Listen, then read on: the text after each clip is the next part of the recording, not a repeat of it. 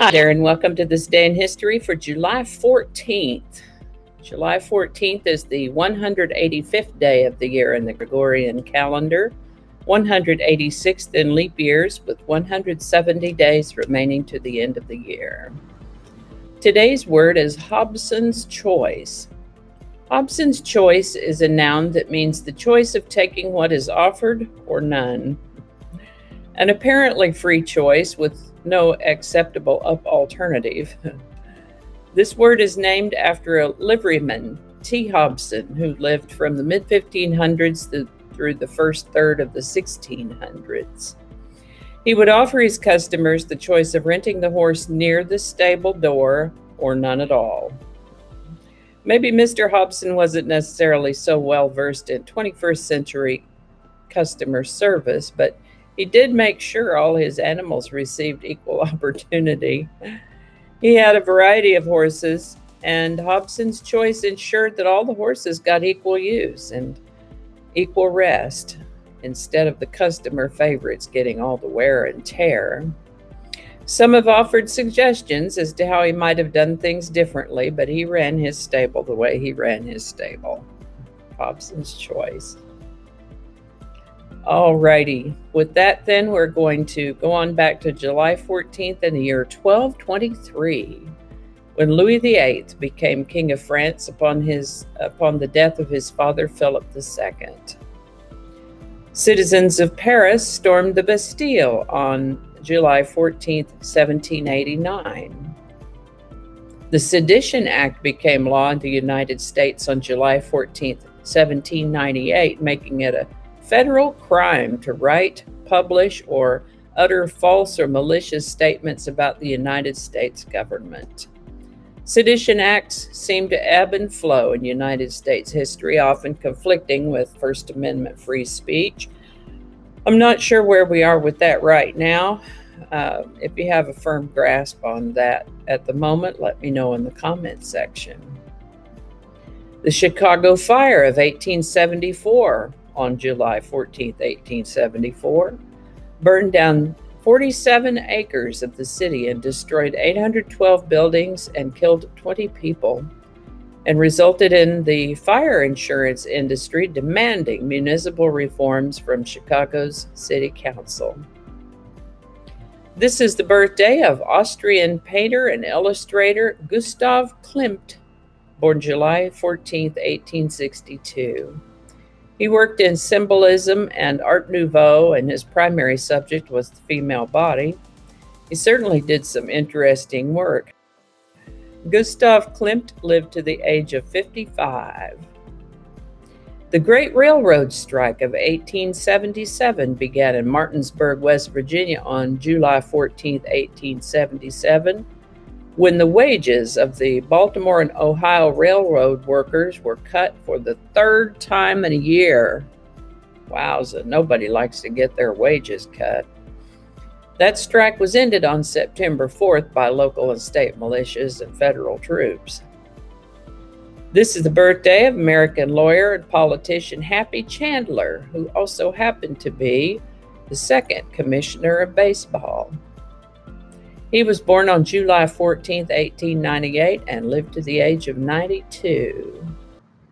This is the birthday of American animator, director, producer, and actor William Hanna, born July 14, 1910. All you cartoon aficionados and fans might recognize his name as being the Hanna of Hanna-Barbera, creators of Huckleberry Hound, the Flintstones, Yogi Bear, the Jetsons, Scooby-Doo, the Smurfs, to name a few. William Hanna lived to the age of 90. This is the birthday of American singer, songwriter, and guitarist Woody Guthrie, born July 14, 1912. He's famous for songs in a genre known as American Western folk music.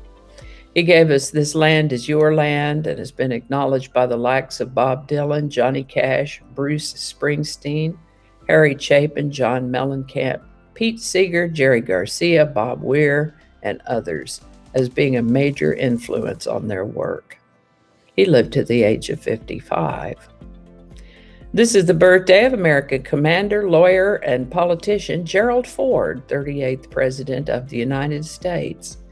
He was born July 14, 1913. Interesting about Gerald Ford, his birth certificate name was Leslie Lynch King Jr.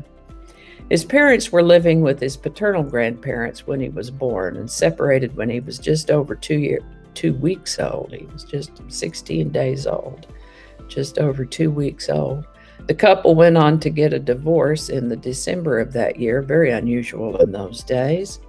Ford's biological father, Leslie Lynch King Sr., may have had some personality or psychiatric issues of some sort, I don't know, but anyway, he would slap his wife around. She took the baby and moved out when he threatened her, the baby, and their nursemaid with a knife. When the boy was about 4 years old, his mother married a man named Gerald Rudolph Ford, and they took to calling him Gerald Rudolph Ford Jr., the name by which we all know him today. He lived to the age of 93. A plan for Nazi eugenics was put into action on July 14, 1933, with the proclamation of the Law for the Prevention of Hereditarily Diseased Offspring, which called for compulsory sterilization of any citizen who suffered from alleged genetic disorders.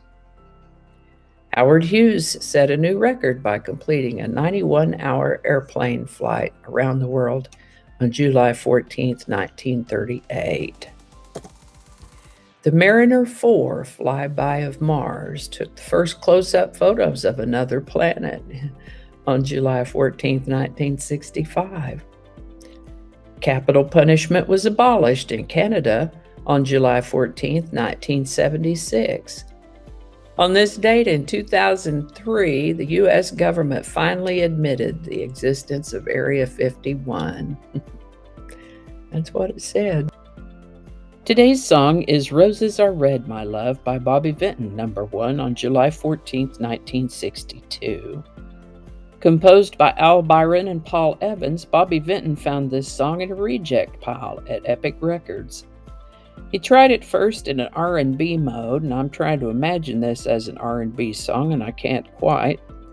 Anyway, Bobby was allowed to re-record it with an orchestra and choir in a slower tempo. Released in April of 1962, Roses Are Red, My Love hit number 1 on July 14th of 1962 and held that spot for 4 weeks. Bobby Vinton's first hit and Epic Records' first number 1 hit. Roses Are Red, My Love by Bobby Vinton, link in the description. And I think that's going to do it for us today. Thank you so much for watching. Consider subscribing if you haven't already. Feel free to share this video with a link in your email, messaging, or social media. If you enjoy this series, you can check out the playlist that contains these videos. I'll put a link to that in the description. That description lives on YouTube, so for other platforms, I'll include the link to my blog page that is called, no really. You can also find me on Rumble, Parler, BitChute, and Getter. All those links in that description. Alrighty, that's all I can think of right now. Thanks again, and I'll see you next time.